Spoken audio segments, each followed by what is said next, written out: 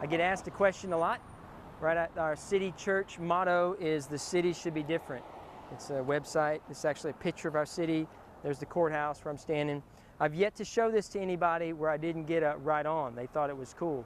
I haven't met anyone who said, "Hey, I'm happy with all the brokenness going on in our city. I don't think anything needs to be changed." But the question remains, what does that mean? What does that look like? When people ask me that, what do you mean the city should be different?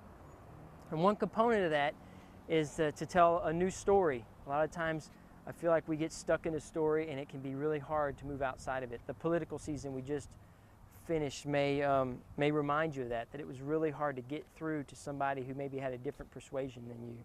And so the different story that we want to tell is the story of God, that when God invented the world, He invented it for good. He made people for good. It was good. It was really good. But then we distrusted God's heart and sin entered the world. And with that sin, our hearts were broken, separated from God, and the actual earth itself was marred. And what God made for ease and beauty was marked, and it was messed up.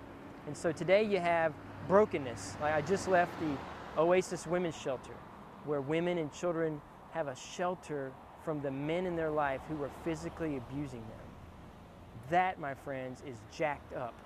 And I don't think anyone would disagree with me.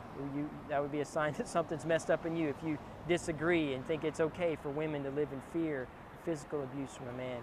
And so God said, I came to intervene in the middle of that trouble.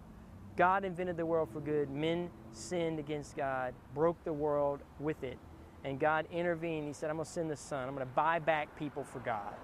So when God did that, He bought back people, and Jesus Christ paid the penalty for sin.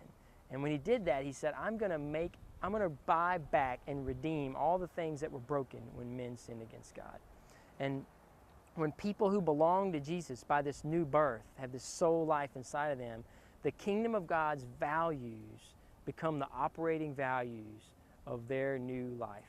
And the city should be different means that those kingdom values, right? God cares about the poor. God cares about the oppressed. God cares about the marginalized. God cares about you. God doesn't want you to live a tiny life and look back with regret that I lived for selfish things. I just lived for my own pleasure. And I let the world around me decay and rot, and I just didn't get engaged. The kingdom's values are that people who belong to God get engaged.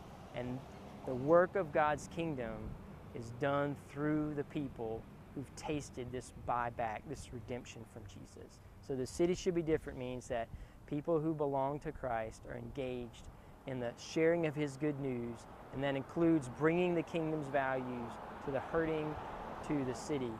And all that's broken can be restored. God's going to do that. He's going to give us a foretaste of that now.